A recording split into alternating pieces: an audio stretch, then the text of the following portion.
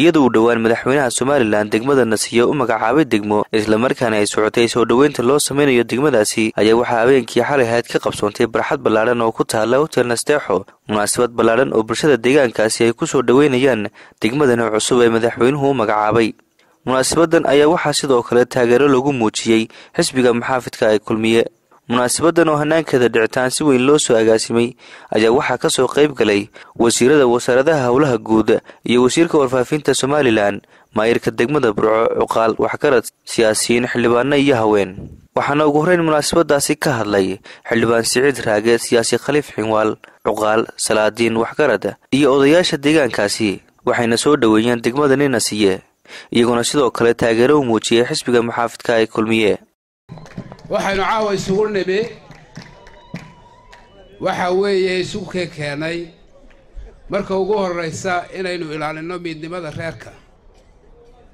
marka xigta inaynu taageerno degmada labaad ee inoo soo korodhay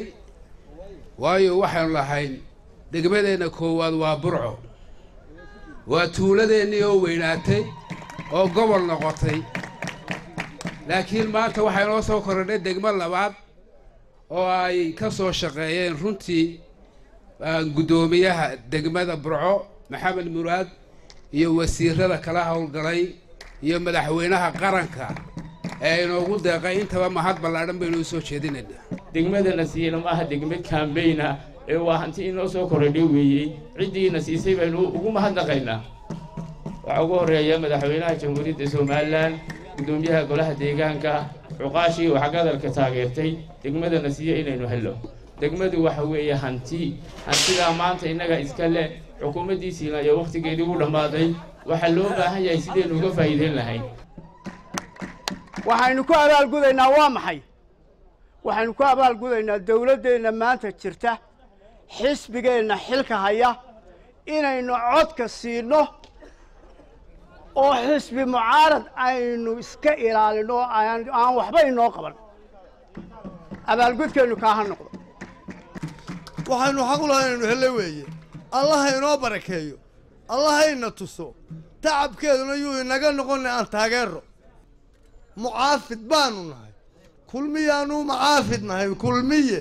inaanu taageero waa ku midaysannahay madaxweynaheena jamhuuriyadda Soomaaliland أحمد محمد محمود سيرانيو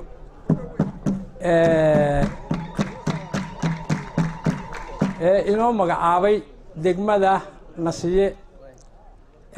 عاد بان ugu mahad celinaya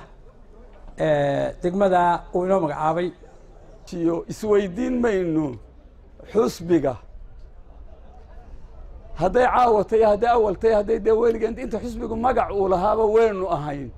caawana weenu nahay fariin baan halkan ka diraya waxaan fariin u diraya waxaan fariin cad u diraya ninkii shalayto nagu lahaa anagoo guurtidii Axmed Faaraxa anagoo qorweyntii reerka anagoo Cuqaashi reerka namaydan dooranin anagoo tuurayana idin iman maayo ninkii nagu lahaa ee maanta go'a asagoo tuuraya oo shaarka la baxay maatadayada iyo dumarka iyaga ku wareegaya ee xaafadaha iyaga garaacaya waxaanu leenahay annagu waxba kuma hayne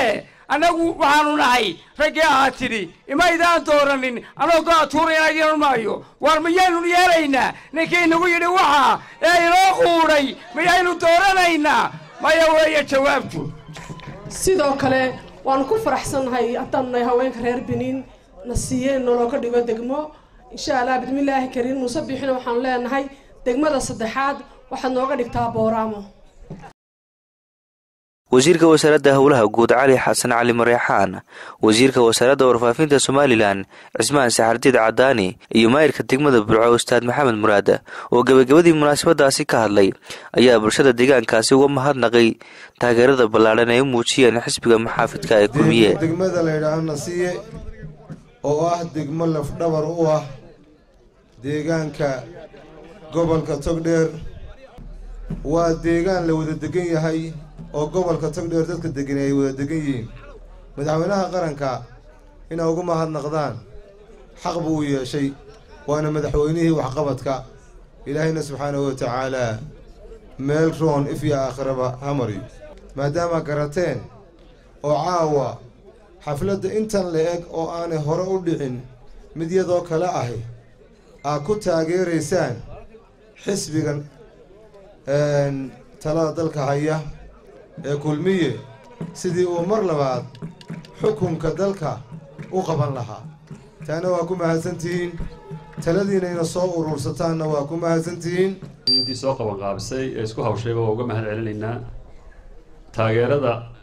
aan imika u qura ahayn ilaa iyo maalintii xisbiga kulmiye magaca loo bixiyey ee alla garab taagnaydeenna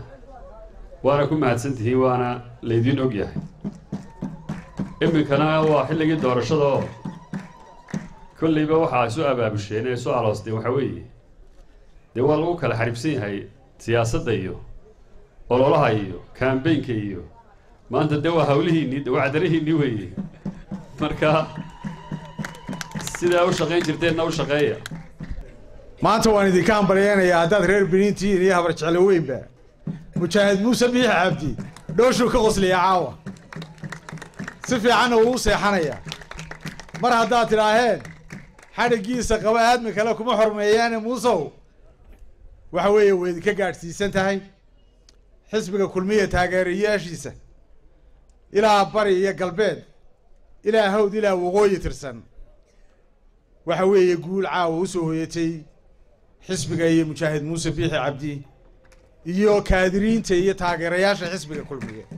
shaafici maxamed ibraahim telefishinka caalamiga ee Somali Cable magaalada Burco ee xarunta gobolka Togdheer